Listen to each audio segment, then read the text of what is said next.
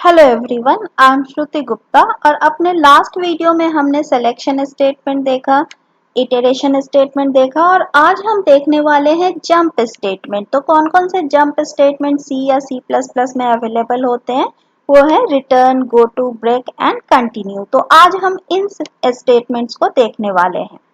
Jump statement वैसे statement होते हैं जिसके थ्रू हम प्रोग्राम के कंट्रोल को एक जगह से दूसरे जगह जंप कर सकते हैं। सी या सी प्लस प्लस में ये चार तरीके के स्टेटमेंट होते हैं। पहला है हमारा रिटर्न स्टेटमेंट। रिटर्न यानी कहीं से रिटर्न करना, जैसे नॉर्मली इसको फंक्शन के साथ यूज किया जाता है और वहाँ वैल्यू रिटर्न करने के काम आता है। ये रिटर्न के साथ जो भी हम वैल्यू लिखते हैं फंक्शन के थ्रू वह वैल्यू हम रिटर्न कर सकते हैं, या सिंपली बिना वैल्यू रिटर्न किए भी हम फंक्शन से बाहर आ सकते हैं रिटर्न स्टेटमेंट के थ्रू। एक्चुअली अभी हम लोगों ने फंक्शन पढ़ा नहीं है। जब हम फंक्शन पढ़ेंगे तो इसको और डिटेल से देखेंगे। फिर भी सिंपली मैं आपको समझाने की कोशिश करती हूँ कि रिटर्न स्टेटमेंट है क्या। यहाँ फंक्शन बनाया मैंने एक सम फंक्शन। फंक्शन क्या होता है, प्रोग्राम को उसके फंक्शनैलिटी के हिसाब से हम अलग अलग फंक्शंस में डिवाइड कर सकते हैं। जैसे यहाँ मैंने एक सम फंक्शन बनाया है। इस फंक्शन का पर्पस क्या है, दो नंबर का सम करना, a एंड b का सम करना। अब इस फंक्शन ब्लॉक में हम कर क्या रहे हैं, a और b का टोटल कर रहे हैं और वैल्यू कहाँ स्टोर कर रहे हैं, c में। रिटर्न c यानी यह रिटर्न स्टेटमेंट c की जो भी वैल्यू होगी वह रिटर्न करेगा इस फंक्शन कॉल के बाद। तो इसको आगे जब हम फंक्शन पढ़ेंगे तब रिटर्न स्टेटमेंट को और अच्छे से समझेंगे, क्योंकि अभी आपको फंक्शंस नहीं पता है कि फंक्शंस क्या होते हैं। अगला है हमारा go to statement. Go to statement normally level के साथ यूज किया जाता है। लेवल भी एक आइडेंटिफायर है और प्रोग्राम में या किसी फंक्शन में हम कोई लेवल डिफाइन कर सकते हैं, लेवल का कोई नाम दे सकते हैं, लेकिन रूल ऑफ आइडेंटिफायर हमें यहाँ भी फॉलो करना होगा। तो लेवल, जैसे यहाँ एक लेवल डिफाइन किया है, लेवल का नाम दिया है लेवल 1। लेवल डिफाइन करने के बाद वहाँ कोलोन लगाते हैं। यहाँ देख सकते हैं, यहाँ दो डॉट्स हैं, कोलोन लगे हैं। और गो टू और लेवल ये ध्यान रखना है कि सेम फंक्शन में होने चाहिए। गो टू और लेवल का नाम जब हम डिफाइन करते हैं और यह स्टेटमेंट एग्जीक्यूट होता है तो हम कहाँ पहुंच जाते हैं, डायरेक्टली लेवल पर पहुंच जाते हैं। अभी मैं प्रैक्टिकली भी आपको दिखाऊंगी प्रोग्राम बना के कि ये कैसे काम करता है, इसका आप सिंटैक्स समझें। तो गो टू लेवल के साथ हमेशा यूज होता है और गो टू के साथ हम कोई लेवल डिफाइन करते हैं और हमारा कंट्रोल गो टू से डायरेक्टली उस लेवल पर पहुंच सकता है। ये गो टू लेवल के ऊपर भी हो सकता है या लेवल के बाद भी, यहाँ भी हम नीचे भी गो टू लिख सकते हैं, तो वहां से कंट्रोल वापस इस लेवल पर पहुंच जाएगा। तो गो टू लेवल का एक हम प्रोग्राम भी देखेंगे। वैसे नॉर्मली प्रोग्रामिंग में गो टू को अवॉइड किया जाता है, वैसे जावा में भी होता है, सी में भी होता है, सी प्लस प्लस में भी होता है। फिर भी कुछ रीजन है जिसको मैं डिस्कस करूंगी, जिसके कारण गो टू स्टेटमेंट को कई बार प्रोग्राम में अवॉइड किया जाता है। अगला है ब्रेक स्टेटमेंट। ब्रेक स्टेटमेंट आपको अगर याद हो तो हमने स्विच में भी यूज किया था। हर केस के बाद हम ब्रेक स्टेटमेंट लिखते थे। तो ब्रेक स्टेटमेंट क्या करता है, उस जिस ब्लॉक के अंदर उसे डिफाइन किया गया है कंट्रोल को उस ब्लॉक से बाहर ले जाता है। तो इसको न सिर्फ स्विच के साथ यूज किया जा सकता है बल्कि वाइल, डू वाइल या फॉर लूप के साथ भी यूज किया जा सकता है। जैसे यहाँ मैं देखूं अगर, तो यहाँ सिंटैक्स मैंने वाइल के साथ यूज किया है। वाइल के साथ एक कंडीशन पर मैंने ब्रेक लिखा है।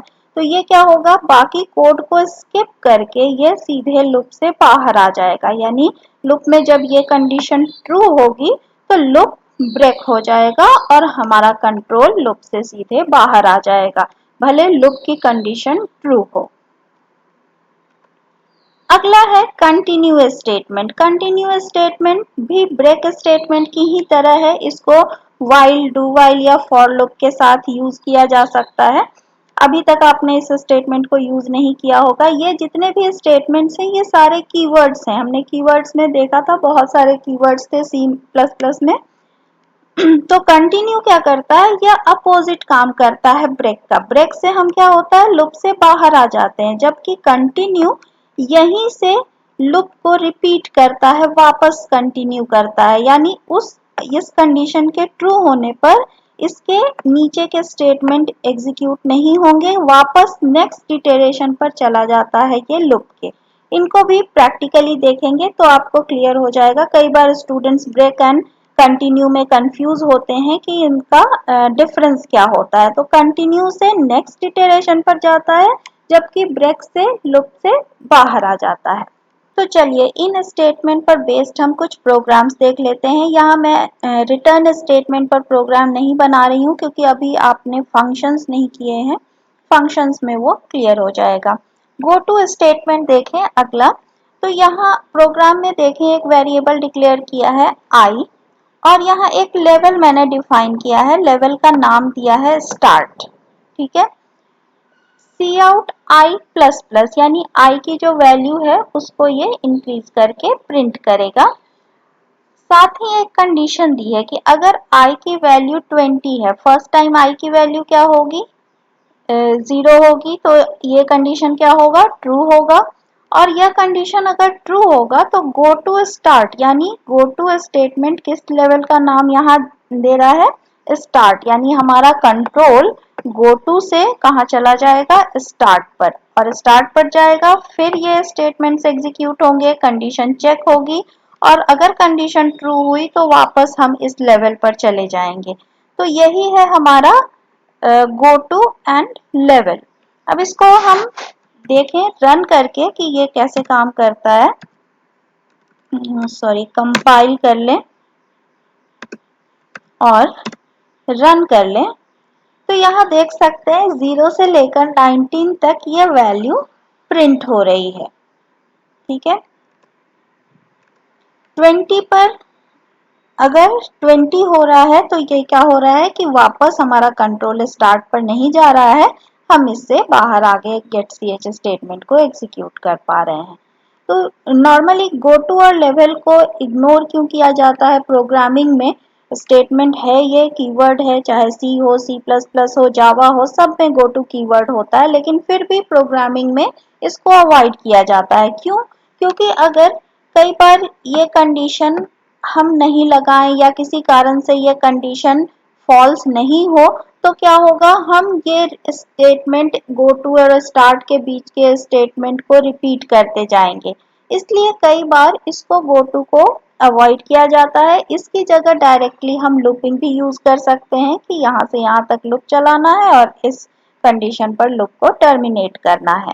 तो इसलिए गो टू नॉर्मली अवॉइड किया जाता है, और एक सर्टेन कंडीशन होनी चाहिए। अगर हम यूज कर भी रहे हैं तो एक सर्टेन कंडीशन होनी चाहिए कि उस कंडीशन के फॉल्स होने पर इसका एग्जीक्यूशन रुक जाए, यानी वापस से यह लेवल पर नहीं जाए। अगला स्टेटमेंट देखते हैं, हमारा ब्रेक स्टेटमेंट। तो स्विच के साथ ब्रेक का यूज करके हमने देखा था, अब यहाँ हम लूप के साथ यूज कर रहे हैं। यहाँ देखें तो फॉर लूप लगाया मैंने i equal to 1, i less than equal to 30 और i प्लस प्लस, यानी ये लूप कितने टाइम्स चलना चाहिए, 30 टाइम्स। ठीक है, और यहाँ मैं i की वैल्यू प्रिंट कराना चाह रही हूँ लूप के अंदर, तो ये नॉर्मली कहाँ से कहाँ तक प्रिंट करेगा, 1 से लेकर 30 तक i की वैल्यू को प्रिंट करेगा, क्योंकि i हर बार 1 से इंक्रीज हो रहा है। लेकिन लूप में मैंने एक कंडीशन दी है कि i equal to 10 then break. अगर i की वैल्यू 10 के इक्वल होती है तो हम इस लूप से बाहर आ जाएं। तो हम देखना चाहते हैं कि यह काम कर रहा है या नहीं। 30 तक नॉर्मली 1 से 30 तक चलना चाहिए और 1 से 30 तक i की वैल्यू को प्रिंट करना चाहिए, लेकिन यहाँ मैंने ब्रेक का यूज किया है। तो इसको देखते हैं ये कैसे काम करता है, यानी लूप हमारा ब्रेक हो जाए।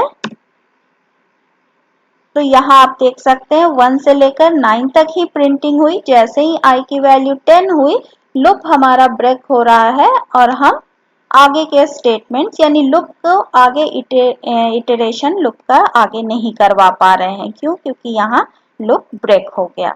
तो इस तरीके से किसी लूप में किसी सर्टेन कंडीशन पर हम ब्रेक स्टेटमेंट को यूज कर सकते हैं। लूप का एग्जीक्यूशन वहीं रुक जाता है और कंट्रोल लूप से बाहर आ जाता है। अब अगला देखें कंटिन्यू स्टेटमेंट। सेम प्रोग्राम है लेकिन यहाँ मैंने ब्रेक की जगह कंटिन्यू यूज किया है। अब दोनों में डिफरेंस देखें। ब्रेक करने से क्या हो रहा था, हमारा कंट्रोल वापस 10 आई की वैल्यू 10 होने पर हमारा कंट्रोल लूप से बाहर आ जा रहा था। लेकिन यहाँ क्या होगा कि आई की वैल्यू अगर 10 है तो कंटिन्यू इसका आउटपुट देखते हैं तो आपको ज्यादा क्लियर हो जाएगा। अब इसका आउटपुट देखें तो ये 1 से 30 तक तो प्रिंट कर रहा है, लेकिन अगर 9 के बाद आप देखें 7, 8, 9, 10 को ये प्रिंट नहीं कर रहा है। फिर 11 से स्टार्ट हो रहा है, यानी 9 के बाद 10 नहीं प्रिंट कर रहा है। अब 10 क्यों नहीं प्रिंट कर रहा है, ये रीजन देखें। जब i की वैल्यू 10 हो रही है तो हमने क्या लिखा है, कंटिन्यू।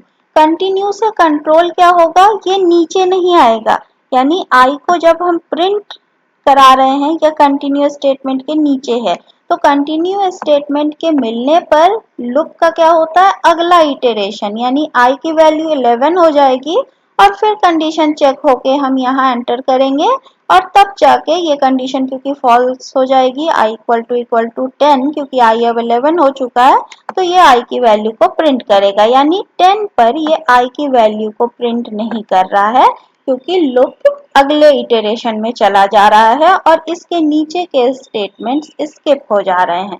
तो आप देख सकते हैं ब्रेक और कंटिन्यू में क्या डिफरेंस है। ब्रेक से हम उस ब्लॉक से बाहर आ जाते हैं जबकि कंटिन्यू से उस लूप का नेक्स्ट इटरेशन होता है।